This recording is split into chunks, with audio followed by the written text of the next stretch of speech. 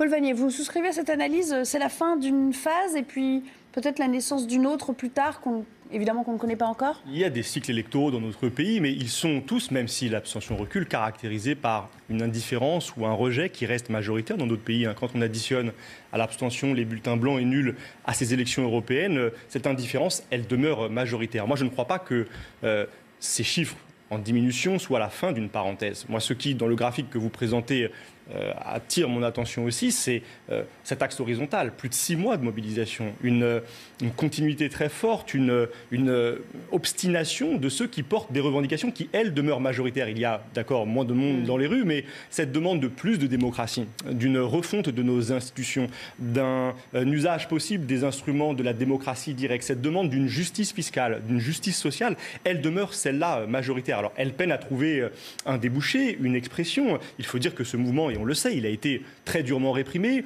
par une doctrine de maintien de l'ordre extrêmement dure, par les agissements aussi d'une justice aux ordres. Un récent rapport de l'ONU a indiqué qu'y compris la France avait pratiqué des gardes à vue abusifs pour empêcher des centaines, des milliers de personnes de manifester, pour intimider les autres. Et donc, dans ces circonstances tout à fait exceptionnelles dans l'histoire de notre pays, il est remarquable que ce mouvement perdure.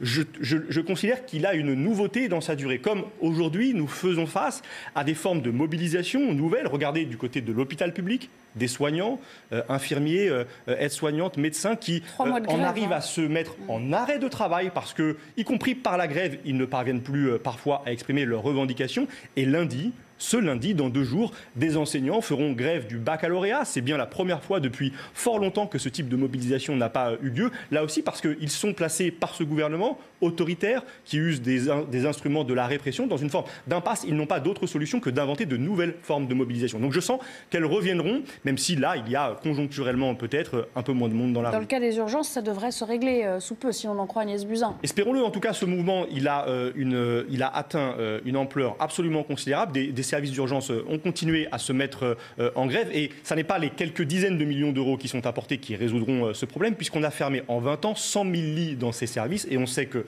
les moyens qui manquent là conduisent à un engorgement ensuite du reste de l'hôpital et à une paralysie de ce système.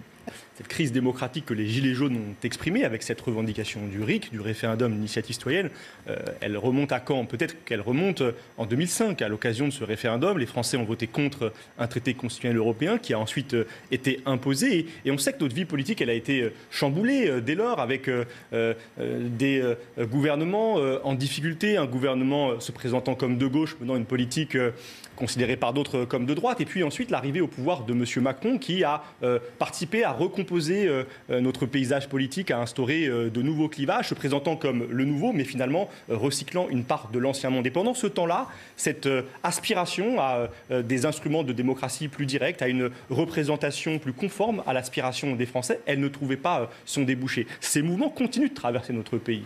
Nous disons, nous, à la France Insoumise, que l'issue positive à cette demande démocratique, c'est la convocation d'une assemblée constituante pour passer à une 6e République. C'est la proposition que nous mettons sur la table. Nous l'avons fait en 2017. Nous continuerons à la porter parce que c'est pour nous une issue à cette impasse, à cette nasse dans laquelle les Français se trouvent.